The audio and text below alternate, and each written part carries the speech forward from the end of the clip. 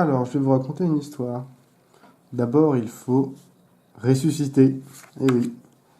Donc, après avoir été prisonnier de la Lune, de cette angoisse splendide, libéré, il reste toujours un reliquat, une pulsion d'appétence.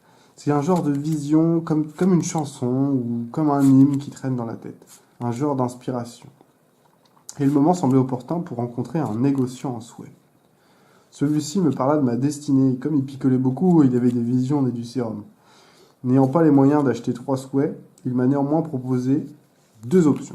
La première option était de devenir fabricant de jouets. Et la seconde option était de devenir fabricant de jouets.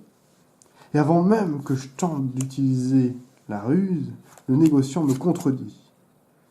Et il me dit que un tour de passe-passe ou un stratagème ne ferait de moi qu'un imitateur rusé malheureux. Mais pourtant, j'avais du mépris pour tout cela. Je voulais démystifier cette idée. J'avais trop d'héroïsme en moi pour me réserver à ce genre de choses. Mais il me contredit encore et me dit qu'il fallait fabriquer moi-même mon estime. Car ma soif était inextinguible.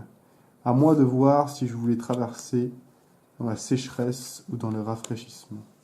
Ainsi proféra-t-il cette vérité résonnante et se retira.